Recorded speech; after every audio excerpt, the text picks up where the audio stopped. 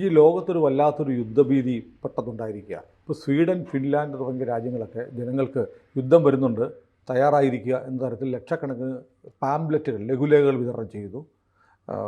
റഷ്യയാണെങ്കിൽ വേണ്ടി വന്നാൽ ആണവായുധം പ്രയോഗിക്കും, ഞങ്ങളുടെ നയം മാറ്റുന്നു, കാരണം ഞങ്ങളെ ആക്രമിക്കുന്ന ഒരു രാജ്യത്തിന് ആണവായുധമുള്ള രാജ്യത്തിൻ്റെ സപ്പോർട്ടുണ്ട്. അമേരിക്കയുടെ പ്രത്യേക army tactical system, missile system ഉക്രൈന് കൊടുത്തു. അതെടുത്ത് ഉക്രൈൻ 6 സ്ഥലത്ത് 6 എണ്ണം റഷ്യക്ക് നേരെ പ്രയോഗിച്ചു. തിരിച്ചടിക്കുമെന്നാണ് റഷ്യ പറയുന്നത്. അങ്ങനെ ഒരു യുദ്ധഭീഷണി ഇപ്പോഴില്ല. ഈ തയ്യാറെടുപ്പും പൗരന്മാർക്ക് മുന്നറിയിപ്പ് എന്നൊക്കെ പറയുന്നത് അതൊരു പ്രൊപ്പഗാൻഡയാണ്. സംഭവിച്ചെന്താണെന്ന് വെച്ചാൽ ഈ ആരും പ്രതീക്ഷിക്കാത്ത ഒരു കരാർ റഷ്യയും ഉത്തര കൊറിയയുമായിട്ടുണ്ടായി. വടക്കൻ കൊറിയ. കിം ജോങ് ഉൻ, ആരും ശ്രദ്ധിക്കുന്നില്ല മൂപ്പരെ. ബട്ട് മൂപ്പരൊരു ആണവശക്തിയാണ്, ഒറ്റയ്ക്ക്. ഇടയ്ക്കിടയ്ക്ക് അത് പറയുകയും ചെയ്യും. ഇപ്പോൾ കത്തിച്ച് കളഞ്ഞാൽ പറഞ്ഞ് വരട്ടുന്നു. റഷ്യ, പുടിൻ ഇദ്ദേഹവുമായിട്ട് ഒരു കരാർ ഒപ്പിട്ടു. ആ കരാർ അനുസരിച്ച് റഷ്യയോ ഉത്തര കൊറിയയോ ആരെങ്കിലും ഉത്തര കൊറിയയെ ആക്രമിച്ചു എന്ന് വയ്ക്കുക, അത് റഷ്യയെ ആക്രമിച്ചതായിട്ട് കണക്ക് കൂട്ടും. ആരെങ്കിലും ആണവ യുദ്ധം പറഞ്ഞ് റഷ്യയെ ഭീഷണിപ്പെടുത്തിയാൽ അത് ഉത്തര കൊറിയയെ ഭീഷണിപ്പെടുത്തിയതായിട്ട് ഉത്തര കൊറിയ കണക്കാക്കും. വെച്ചാൽ അത്രയ്ക്ക് ക്ലോസ് ആയിട്ടുള്ള ടൈസാണ് ആ കരാറിൽ. കണ്ടീഷൻസ് നാറ്റോയേക്കാൾ ഒരു സ്റ്റെപ്പ്. നാറ്റോ ഞെട്ടിപ്പോയി, ഇങ്ങനെ ഒരു കരാർ ആരെങ്കിലും എഴുതും. കരാർ ഒരുപാട് രാജ്യങ്ങൾക്കുണ്ട്. ബയലാറ്ററൽ കരാറുണ്ട്, നാറ്റോ ഉണ്ട്, ബ്രിക്സ് ഉണ്ട്, ഇപ്പോൾ ഒരുപാട് കരാറുകളൊക്കെ ഉണ്ട്. പക്ഷേ അതിലൊന്നും തന്നെ ഈ സുനിലിനെ ആരെങ്കിലും തൊട്ടാൽ എന്നെ തൊട്ടതായിട്ട് കണക്ക് കൂട്ടും എന്ന് പറഞ്ഞൊരു കരാറല്ല. സുനിലിനെ ആരെങ്കിലും തൊട്ടാൽ ഞാൻ സുനിലിനെ സഹായിക്കും എന്ന് പറഞ്ഞ കരാറുണ്ട്. ബട്ട് സുനിലിനെ തൊട്ടാൽ എന്നെ തൊട്ട പോലെ ആണ് എന്ന് പറയുന്ന ആ കരാർ ഒരു ഡേഞ്ചറസ് കരാറാണ്. ഡയമെൻഷൻ. അതുമാത്രമല്ല, 10,000 പട്ടാളക്കാരെ ഉത്തര കൊറിയയിൽ നിന്ന് റഷ്യയിലേക്ക് അയച്ചു. അപ്പോൾ അവർ ഡയറക്റ്റ് ഫൈറ്റിന് ഗ്രൗണ്ട് ഫോഴ്സ് തോക്കുമായിട്ട് നിലത്ത് നടക്കുന്ന ആൾക്കാരില്ലേ, പട്ടാളം. ആ പട്ടാളമാണ് 10,000 പേര് ഉത്തര കൊറിയയിൽ നിന്ന് റഷ്യയിലേക്ക് വന്നിരിക്കുന്നു. അപ്പോൾ റഷ്യ ആണവശക്തിയാണ്, ഉത്തര കൊറിയ ആണവശക്തിയാണ്. ഇവർ most dangerous agreement ever seen in human history. 2 രാജ്യങ്ങൾ തമ്മിൽ എഴുതിയ ഒരുപാട് കരാറുകളുണ്ട്. സഖ്യകക്ഷികൾ, അത് നാറ്റോ എന്ന് പറയുന്നത് സഖ്യകക്ഷികളാണ്, അലൈസാണ്. പക്ഷേ ഇങ്ങനൊരു കരാർ, ഞാൻ തന്നെയാണ് നീ, നിന്നെ തൊട്ടാൽ എന്നെ തൊട്ട പോലെയാണെന്നൊക്കെ പറഞ്ഞിട്ട് കരാറിൽ എഴുതി വെച്ച് ഒപ്പിട്ടിരിക്കുന്നു. ഇതാണ് യൂറോപ്പിൻ്റെ മുഖം ചുളിച്ചത്. ഇതിൻ്റെ പിന്നിൽ എന്താണെന്ന് ആർക്കും മനസ്സിലായില്ല. ഇതിൻ്റെ ഞെട്ടിൽ ചൈനയ്ക്കുമുണ്ട്. ചൈന വിചാരിച്ചത് പ്രത്യേകിച്ച് കരാറൊന്നും വേണ്ട, ഉത്തര കൊറിയ എപ്പോഴും അവരുടെ കൂടെ നിൽക്കും, കമ്മ്യൂണിസ്റ്റ് രാജ്യമാണെന്നൊക്കെ പറഞ്ഞിട്ട്. അവിടെ കമ്മ്യൂണിസം ഒന്നുമില്ല, കിം ജോങ് ഉന്നിൻ്റെ തോന്നിയാസമാണ്. ഒരു ഏകാധിപതിയാണല്ലോ കിം ജോങ് ഉൻ.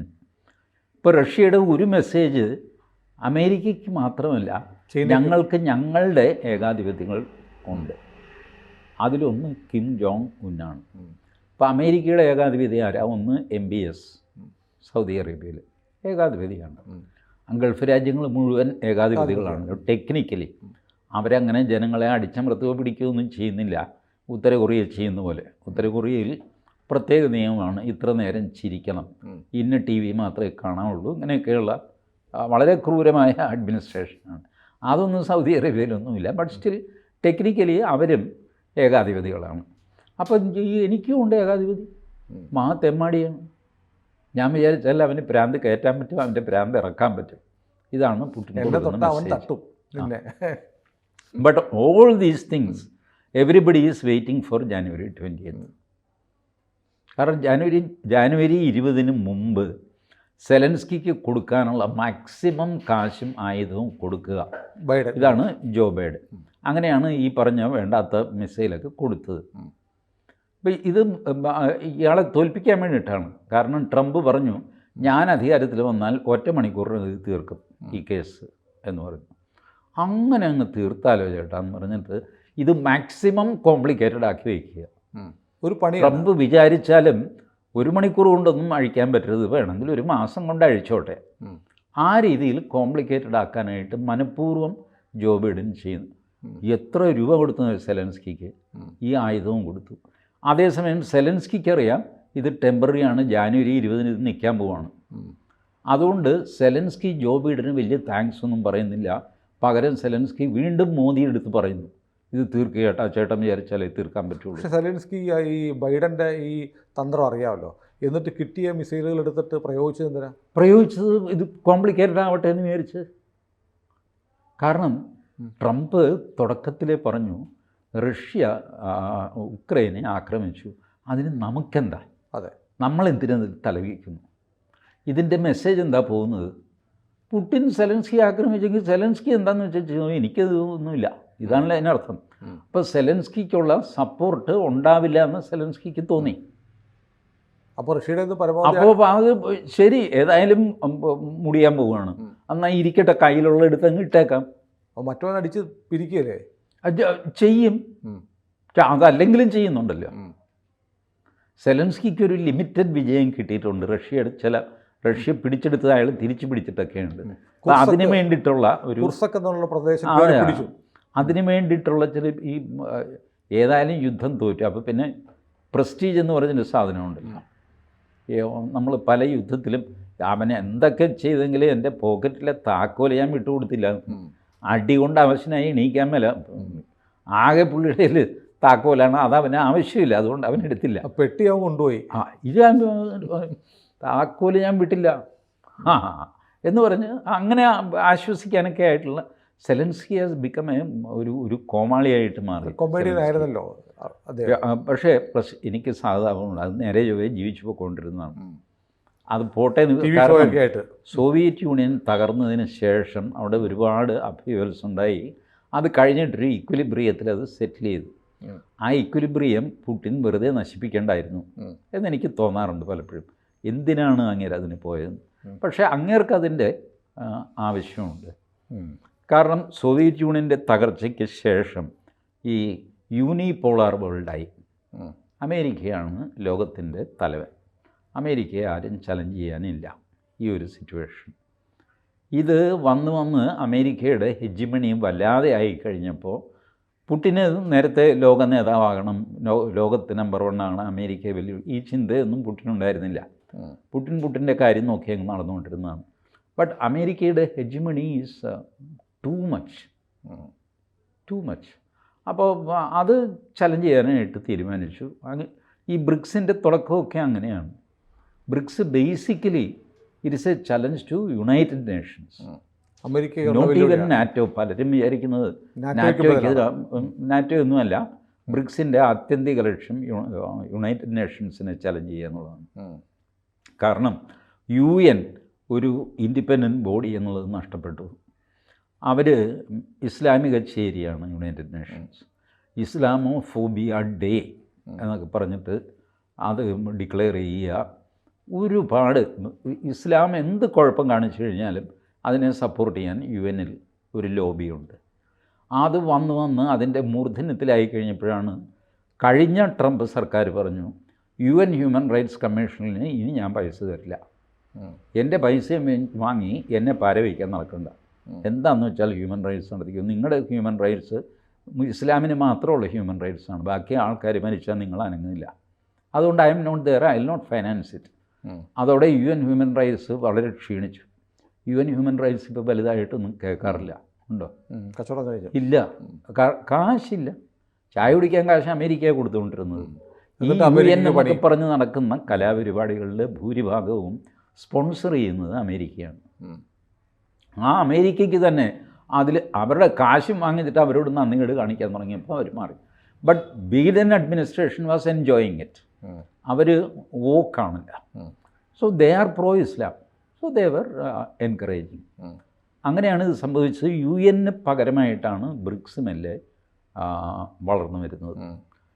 ഇപ്പോൾ ഇമ്മീഡിയറ്റ് സംഭവിച്ചതെന്ന് വെച്ചാൽ ഈ റഷ്യ ഉത്തര കൊറിയ കരാറിൻ്റെ ഞെട്ടലാണ് നാറ്റോ രാജ്യങ്ങൾ ഈ കാണിക്കുന്നത്. ബട്ട് അത് situation will change by after January 20th. നമ്മൾ എന്ത് പറയുമ്പോഴും അവസാനം വന്നെത്തുന്നത് ജനുവരി 20-ലേക്കാണ്. 20-ലാണ്. കാര്യം എന്താണെന്നറിയാമോ? As on date Putin challenge ചെയ്യാൻ ശ്രമിക്കുന്നുണ്ടെങ്കിലും as of now it is a unipolar world. There is no one to challenge America. Military പവറിൽ നമ്പർ 1 അവരാണ്, എക്കണോമിക് പവറിൽ നമ്പർ 1 അവരാണ്, ഇൻ്റർനാഷണൽ കറൻസി ഇപ്പോഴും ഡോളറാണ്. അതെ, അവരെ ഷെയ്ക്ക് ചെയ്യുന്ന ഒരേ ഒരു കാര്യം ഇസ്ലാമിക് ടെററിസമാണ്. ബാക്കി ഒന്നും അവരെ കുലുക്കാൻ പര്യാപ്തമല്ല. അതുകൊണ്ട് അവർ നമ്പർ 1 ആയിട്ട് നിൽക്കുന്നു. ആ സത്യം അംഗീകരിക്കാതിരിക്കാൻ പറ്റുമോ? So January 20 is going to be there. കാരണം അതിപ്പോൾ വ്യക്തമായി. അതായത് എലോൺ മസ്ക്, വിവേക് രാമസ്വാമി, അവരുടെ ഒരു ഡോഗെ പ്രോജക്റ്റ് ഉണ്ട്. എന്താ അത്? ഈ ഗവൺമെൻറ് എക്സ്പെൻസസ് കുറയ്ക്കാൻ വേണ്ടിയിട്ടാണ്. ഡിസ്ട്രക്ഷൻ ഓഫ് ഗവൺമെൻറ് എക്സ്പെൻസോ അതോ ഡീലിമിറ്റ് സംതിങ്, ഡിക്ക് എന്തോ ഒരു അത് ഇയാളുടെ എഫിഷ്യൻസി ഡിപ്പാർട്ട്മെൻറ്റ്, കാര്യക്ഷമത, അതിന് DOG. ഇത് എലോൺ മസ്ക് വേറൊരു പ്രാന്തനാണ്. എലോൺ മസ്കിൻ്റെ പ്രിയപ്പെട്ട ഒരു കറൻസിയാണ് ഡോഗെ കോയിൻ. ബിറ്റ് കോയിൻ എന്ന് പറയുന്ന പോലെ ഡോഗെ കോയിൻ. ഇപ്പോൾ DOG എലോൺ മസ്ക് ഉണ്ടാക്കിയ ഒരു ഷോർട്ട് ഫോമാണ്. ആ DOG ഈ രംഗത്തെടുത്തിട്ട് ഡിക്ക് ഡിപ്പാർട്ട്മെൻറ്റ്, ഒയ്ക്ക് ഓഫ്, ജിക്ക് ഗവൺമെൻറ് എക്സ്പെൻസ്, ഇങ്ങനെ DOG department of government efficiency, department of government. അങ്ങനെയാണല്ലേ? അങ്ങനെയാണ് ഈ ഡോഗെ ഉണ്ടായത്. ഈ ഡോഗെ ഇതിനിടയ്ക്ക് ഇവരിത് ചെയ്തു. നമ്മുടെ അർജൻറ്റീനയുടെ പ്രസിഡൻ്റായിരിക്കുന്ന ആൾ, അങ്ങയുടെ പേരെന്താ, ജാവിയർ മില്ലർ. അവിടെ തിരഞ്ഞെടുപ്പ് നടക്കുമ്പോൾ പുള്ളി ഒരു അറക്കവാളം പിടിച്ചുകൊണ്ടാണ് തിരഞ്ഞെടുപ്പ് പ്രചരണം നടത്തിയത്. പുള്ളി പറഞ്ഞു ഗവൺമെൻറ് എക്സ്പെൻഡിച്ചർ അറുത്ത് മുറിച്ച് കുറയ്ക്കാനുള്ള വാളാണ്. ഇത്തവണ ട്രംപ് ഈ വിവേക് രാമസ്വാമിയോടും എലോൺ മസ്കിനോടും പറഞ്ഞു, നിങ്ങൾ ചിസലും കൊണ്ട് നടക്കരുത്, ഉളി കൊണ്ട് നടക്കരുത്, അറക്കവാൾ കൊണ്ട് നടക്കണം. ജാവിയർ മില്ലർ ഉപയോഗിച്ച സാധനം അത് വെച്ച് വേണം നിങ്ങൾ പെരുമാറാൻ. Reduce the expense. Extra baggage complete. ഈ വെറുതെ ഇരുന്ന് ശമ്പളം മേടിക്കുന്ന കുറേ സായിപ്പന്മാരുണ്ട്, എല്ലാത്തിനെയും പറഞ്ഞ് വീട്ടിൽ വിടുക. ഇതാണ് എലോൺ മസ്കിന് ഇത്തരം ആശയങ്ങളോട് വലിയ ആവേശം കാണുന്ന വേറൊരു പ്രാന്തനാണല്ലോ. പുള്ളി ഈ അറക്കവാളെന്ന് കേട്ടപാടെ അറക്ക മില്ല് തന്നെ ഉപയോഗിക്കാനുള്ള പ്ലാനിലാണ്. ഇതൊക്കെ this will happen after January 28. അതുകൂടാതെ മോസ്റ്റ് ഡേഞ്ചറസ് തിങ്, തുളസി ഗബ്ബാർഡിനെ ഇൻ്റലിജൻസ് ചീഫ് ആക്കുന്നു. That means CIA is going to report to Tulsi Gabbard. Tulsi Gabbard is an internationally known Hindu. ഞാൻ ഹിന്ദുവാണ്. പലരും അവർക്ക് ഹിന്ദു റൂട്ട്സ് ഉണ്ടെന്ന്, ഒരു റൂട്ടും ഇല്ല, ഒന്നാന്തരം വെള്ളക്കാരിയാണ് തുളസി ഗബ്ബാർഡ്. അവരാണ് ഹിന്ദുവായിട്ട് ജീവിക്കുന്നു. അവർ ഹിന്ദുക്കൾക്ക് വേണ്ടി സംസാരിക്കുന്നു. അവർ ഇൻ്റലിജൻസ് ചീഫാകും. അവർക്ക് വേണം CIAയുടെ ചീഫ് റിപ്പോർട്ട് ചെയ്യാൻ. This is why January 20th is going to be important through America. And ലോകത്തിൻ്റെ ഭാവി തന്നെ മാറ്റിമറിച്ചേക്കാവുന്ന ഒരുപാട് തീരുമാനങ്ങൾ ട്രംപ് എടുക്കും. പക്ഷേ അമേരിക്കൻ പ്രസിഡൻറ്റിന് നമ്മൾ ഈ വിചാരിക്കുന്ന പോലത്തെ പവേഴ്സൊന്നും ഇല്ല. അദ്ദേഹത്തിൻ്റെ അഡ്വൈസേഴ്സും പിന്നെ പെൻറ്റഗൺ കമ്മിറ്റി, വൈറ്റ് ഹൗസ്, അത് ഇതൊക്കെ 110 കമ്മിറ്റിയും സംഗതിയൊക്കെ കഴിഞ്ഞിട്ടാണ് ഒരു തീരുമാനം എടുക്കാൻ പറ്റുക. അത്ര പെട്ടെന്നൊന്നും ഒരു കാര്യം സാധിക്കാൻ പറ്റില്ല. അതുകൊണ്ട് ഒരു അപ്രമാദിത്വമൊന്നും അമേരിക്കൻ പ്രസിഡൻറ്റിന് ഉണ്ട് എന്ന് വിചാരിക്കരുത്. ഇപ്പോൾ ഈ മിസൈലൊക്കെ കൊടുക്കുന്ന കാര്യത്തിൽ ബൈഡൻ പെട്ടെന്ന് തീരുമാനം എടുത്തല്ലോ. എടുത്തു. അതിൻ്റെ കൂടെയുള്ള കമ്മിറ്റികൾ അയാളുടെയാണ്. കമ്മിറ്റികളിലും ഭൂരിപക്ഷം ഈ വോക്കിസ്റ്റുകളുണ്ട്. അപ്പോൾ അതുകൊണ്ട് അയാൾക്ക് കുറച്ച് അയാൾ ഫാസ്റ്റായിട്ട് ചെയ്തു. പിന്നെ അവരും കുറച്ച് വിട്ടുകൊടുക്കും. മറ്റേ പുള്ളി വരുന്നതിന് മുമ്പ് ഇയാൾ എന്തെങ്കിലുമൊക്കെ ചെയ്യുന്നെങ്കിൽ ചെയ്തോട്ടെ എന്ന് പറഞ്ഞ് അങ്ങനെയൊക്കെ ചെയ്യുന്നതാണ്. മാത്രമല്ല ഇത് കൊടുത്തു എന്ന് പറഞ്ഞ് ഇതിൻ്റെ പ്രിപ്പറേഷനൊക്കെ നേരത്തെ ചെയ്തു വയ്ക്കും. ഡിസിഷൻ ഇംപ്ലിമെൻറ്റേഷൻ സ്റ്റേജിൽ ഹോൾഡ് ചെയ്ത് വയ്ക്കും. ആ മൊമെൻറ്റ് വരുമ്പോൾ അതങ്ങ് ഇംപ്ലിമെൻറ്റ് ചെയ്യും. Decision might have been taken long back. കാരണം തെരഞ്ഞെടുപ്പിന് മുമ്പ് തന്നെ എൻ്റെ സ്ഥാനം നഷ്ടപ്പെടുകയും ട്രംപ് വരികയും ചെയ്തു കഴിഞ്ഞാൽ ആ സമയത്ത് ഞാൻ എന്ത് ചെയ്യും എന്നൊക്കെയുള്ള ഡിസൈൻസ് ഉണ്ടല്ലോ, അതൊക്കെ ചെയ്തു വെച്ച് കാണും. ഏതായാലും ഈ പറഞ്ഞതുപോലെ ഈ പെട്ടെന്ന് തോന്നുന്ന ഒരു ലോകയുദ്ധത്തിലേക്ക് പോകുന്ന ഒരു അവസ്ഥയില്ല. No, absolutely. See, nobody will go on a war which is going to be extremely മൂന്നാം ലോക മഹായുദ്ധത്തിൽ ഉപയോഗിക്കാൻ പോകുന്ന ആയുധം എന്താണ് എന്ന് എനിക്ക് പ്രവചിക്കാൻ സാധ്യമല്ല, ഒരു ശാസ്ത്രജ്ഞൻ പറഞ്ഞു. പക്ഷേ നാലാം ലോക മഹായുദ്ധത്തിൽ ഞാൻ പറയാം, കല്ലും വടിയൊക്കെ ആയിരിക്കും. ഇതാണ് മൂന്നാം ലോക മഹായുദ്ധത്തിൻ്റെ ഫ്യൂച്ചർ, ഇതാണ്. So nobody will venture into that. ഏതായാലും നമുക്ക് പതിവ് പോലെ ജനുവരി 20 എന്ന് പറഞ്ഞ് അവസാനിപ്പിക്കാം. കൂടുതൽ വാർത്തകളും വിശേഷങ്ങളും നിങ്ങളിലേക്ക് എത്താൻ ABC മലയാളം സബ്സ്ക്രൈബ് ചെയ്യുക, ബെൽ ബട്ടണും അമർത്തുക.